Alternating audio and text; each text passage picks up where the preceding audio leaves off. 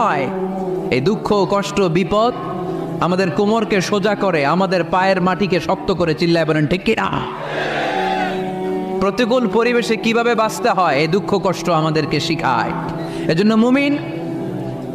মুমিন বান্দার বৈশিষ্ট্য হচ্ছে দুঃখ কষ্ট বেদনা জ্বালা এগুলোতে সে আপসেট হয় না, সে হাল ছেড়ে দেয় না, সে ভরসা রাখে একজনের উপর। চিল্লায় বলতে হবে তিনি কে?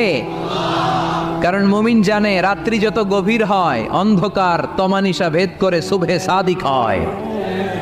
মুমিন জানে গর্ভবতী নারীর পেটের ব্যথা যেই দিন বাড়তে থাকে ওই দিনই নতুন মেহমান আগমনের সময় ঘনাতে থাকে। মুমিন জানে তার জীবনে দুঃখ কষ্ট বিপদ যত বাড়তে থাকে সুখের দিন কাছে আসতে থাকে। এজন্য মুমিনের হারাবার কিছু নেই। ইন্না মাআল উসরি ইউসরা, ইন্না মাআল উসরি ইউসরা। নবী হে, কষ্টের পরেই আছে আনন্দ, দুঃখের পরে